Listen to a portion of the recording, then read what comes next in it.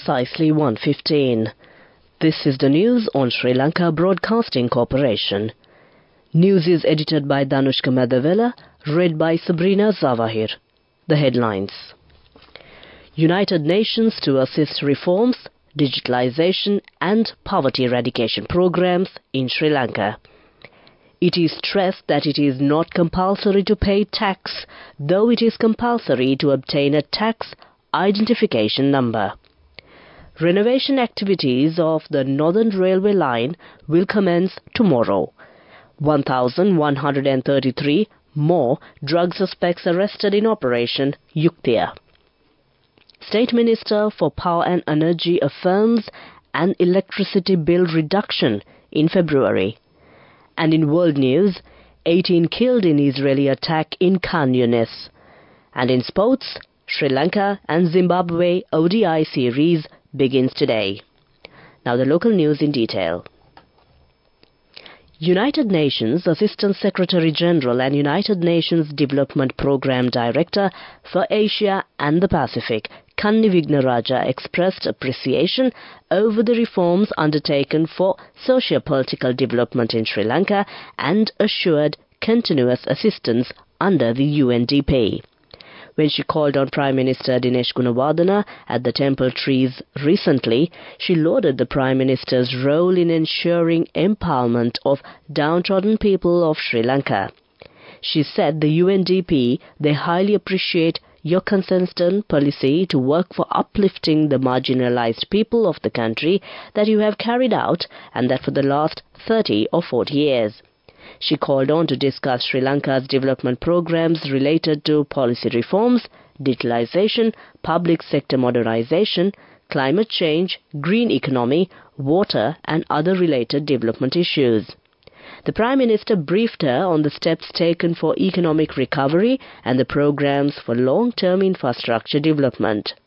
He explained the steps taken to broaden the tax base and said the new tax policy of registering all the citizens over 18 would boost digitalization plans, and it would help to eradicate corruption and waste and enhance transparency.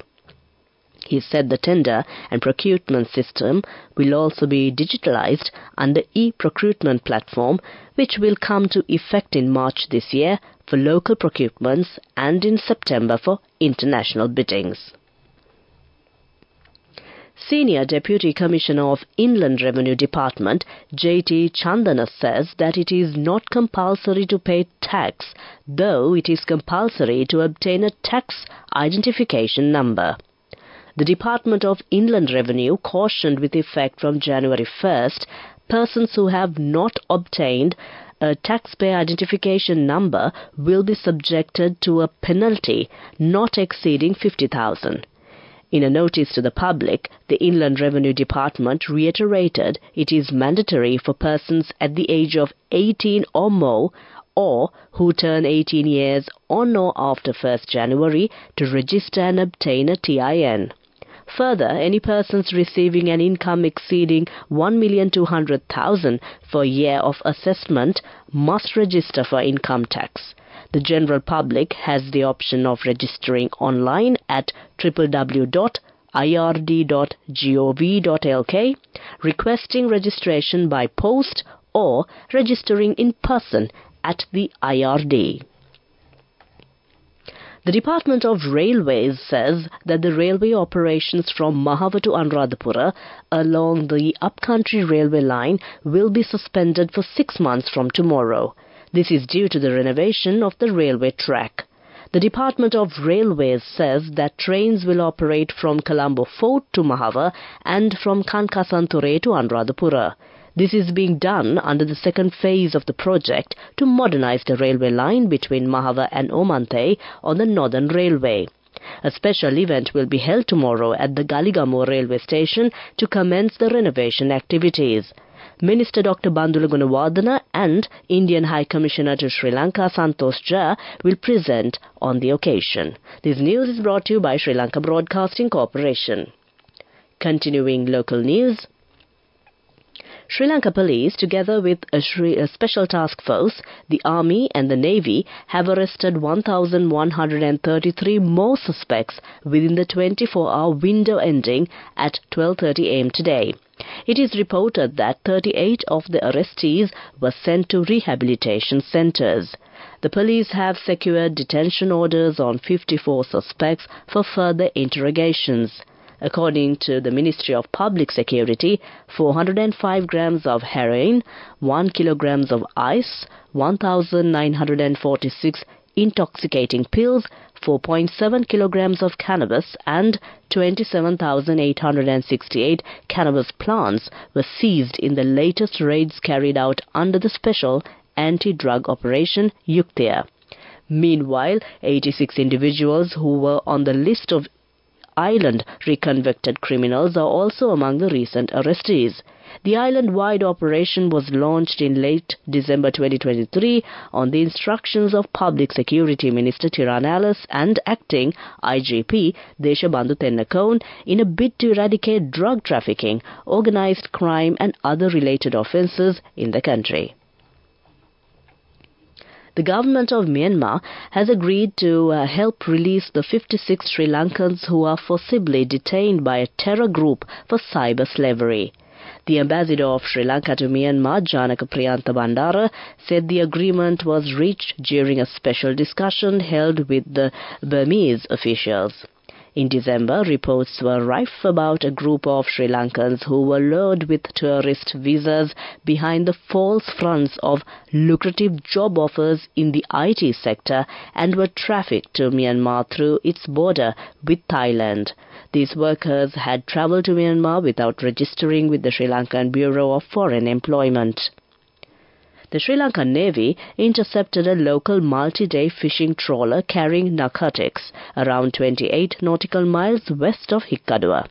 Acting on coordinated intelligence efforts by the Navy, Police Narcotics Bureau and other intelligence services, a fast attack craft intercepted the suspicious fishing trawler.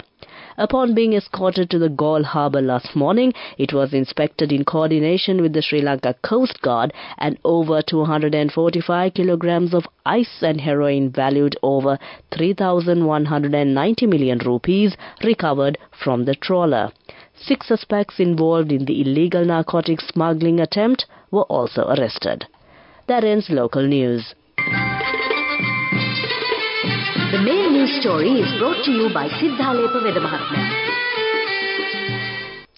State Minister for Power and Energy Indika Anuruddha announced that the necessary data for reducing electricity bills has been submitted to the Public Utilities Commission. As a result, a revision of the electricity bill is anticipated by the first week of February.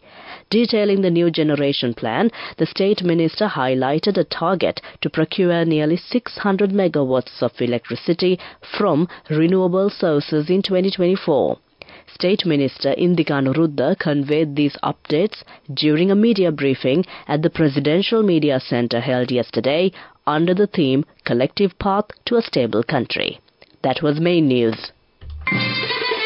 The main news story was brought to you by Sinhala Mahatma.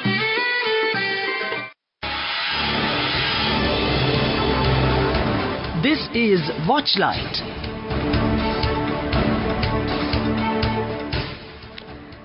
The National Water Supply and Drainage Board said that a stretch of the low-level road will be out of bounds for vehicular movement this weekend.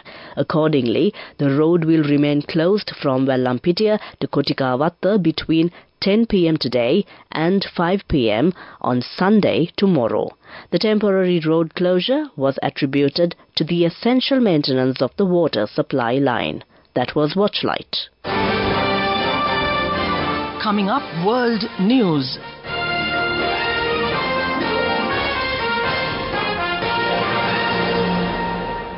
Taking a look at the headlines of the world news, 18 killed in Israeli attack in Khan Yunis. India's Sun mission Aditya L1 set to reach destination in hours. Google Chrome starts blocking data tracking cookies. Now the world news in detail. At least 18 Palestinians killed after Israeli attacks targeted a house in Khan Yunis overnight. Israeli forces raiding locations across the occupied West Bank and occupied East Jerusalem with reports of fierce Palestinian resistance. Palestinians continue to be killed in areas designated as safe for them. Heavy airstrikes hit the Shabura district of central Rafah, an area that had been described as safe for Palestinians to shelter in. UN humanitarian chief says Gaza has become a place of death and despair for Palestinians. Lebanon filed official complaint to the UN Security Council saying that Israel fired 6 missiles in the attack that killed Hamas deputy leader Saleh al-Aruri in a Beirut suburb. At least 22,600 people killed and 57,910 wounded in Israeli attacks on Gaza since October 7th. The revised death toll from the October 7th attack on Israel stands at 1,139. India's first solar observation mission is set to reach its final destination in few hours. On Saturday, the space agency ISRO will attempt to place Aditya L1 in a spot in space from where it will be able to continuously watch the sun. The spacecraft has been traveling towards the sun for 4 months since liftoff on 2nd September. It was launched just days after India made history by becoming the first to land near the moon's south pole. India's first space-based mission to study the solar system's biggest object is named after Surya, the Hindu god of the sun, who is also known as Aditya. And L1 stands for Lagrange Point 1, the exact place between the sun and Earth where the spacecraft is heading. Google has begun testing changes to the way companies are able to track users online. A new feature in the Chrome browser disables third-party cookies, small files stored on your device to collect analytical data, personalized online ads, and monitor browsing. It will initially be available to 1% of global users, about 30 million people. Google describes the changes as a test with plans for a full rollout to eliminate cookies later this year. However, some advertisers say that they will suffer as a result. Google's Chrome is the world's most popular internet browser. With that, we conclude the world news prior to concluding the headlines of the world news once again. 18 killed in Israeli attacks in Khan Yunis. India's sun mission Aditya L1 set to reach destination in hours. Google Chrome starts blocking data tracking cookies. That ends world news. Moving on to development news. The Central Bank of Sri Lanka has reported an increase of 23.2% in Sri Lanka's official reserve assets from November 2023 to December 2023. Accordingly, Sri Lanka's official reserve assets increased to $4.4 billion in December 2023 from $3.57 billion in November 2023. That was development news. Moving on with sports news. In sports news, Sri Lanka and Zimbabwe ODI series begins today. Sri Lanka's opening batsman Pathum Nissanka has been ruled out of the upcoming ODI series against Zimbabwe due to a suspected dengue infection. The talented youngster Shevon Daniel is likely to step in as his replacement. The 3-match series kicks off at R. Premadasa Stadium, adding an unexpected twist to the team's lineup. The first match is set to commence at the R. Premadasa International Cricket Stadium from 2:30 p.m. onwards. The Zimbabwe team arrived last Wednesday, starting their training session Thursday evening at the R. Premadasa. That was sports news. Go ekatiyana youth ekata life eke change ekata niyameta set wenna as wahagena dagapuina habe karanna youth ekata niyameta set wenna friendship ekamenna. The all-new NSB Itru account, NSB IAM, a plan for your dream. Business News, sponsored by National Savings Bank, the safest place for your money. A major Chinese shadow bank has filed for bankruptcy on the grounds it was unable to pay its debts. On Friday, a Beijing court accepted the application from Zhongji Enterprise Group, which has lent billions to real estate firms. Chinese officials launched an investigation into suspected illegal crimes against the firm in November. It followed reports that ZEG had declared it was insolvent. The struggling group reportedly told investors in a letter in November that its liabilities, up to $64 billion, had outstripped its assets, now estimated at about $38 billion.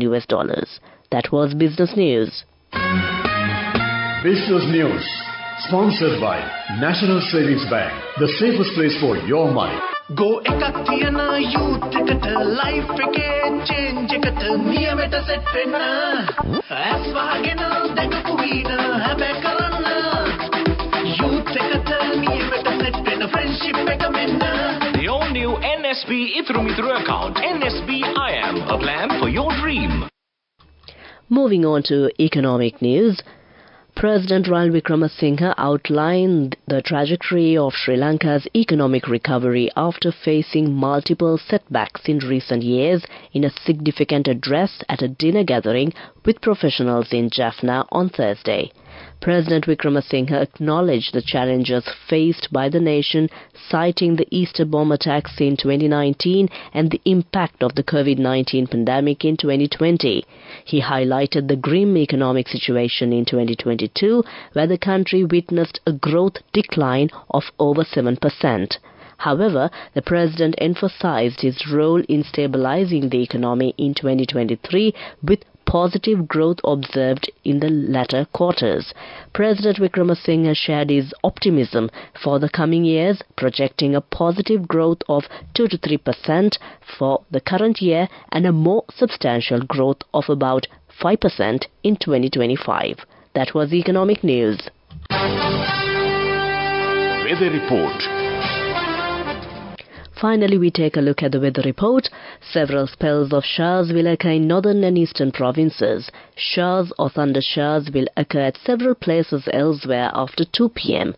Misty conditions can be expected at some places in western, Sabaragamuwa and central provinces during the morning. The public is kindly requested to take adequate precautions to minimize damages caused by temporary localized strong winds and lightning during the thunder showers. That was the weather report. Prior to concluding this bulletin of news, the headlines once again. United Nations to assist reforms, digitalization and poverty eradication programs in Sri Lanka.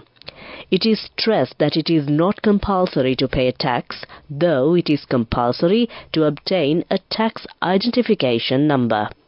Renovation activities of the Northern Railway line will commence tomorrow. 1,133 more drug suspects arrested in Operation Yuktia. State Minister for Power and Energy affirms an electricity bill reduction in February. With that, we conclude the news, and over to my friend and certainly yours, who's all geared up to keep you entertained this Saturday afternoon. Over to you, Asanka. Thank you, Sabi. That was Sabrina Sabahir bringing you news, and I do hope she'll have a wonderful year this year. This is the first time we're meeting for the new year, and of course, you know what's happening next. We're going to start the phone line, and you can call me on 011-269-4316 and ask for your favorite song. And until we meet at 2 o'clock, it's going to be lunchtime music. This is Radio Sri Lanka.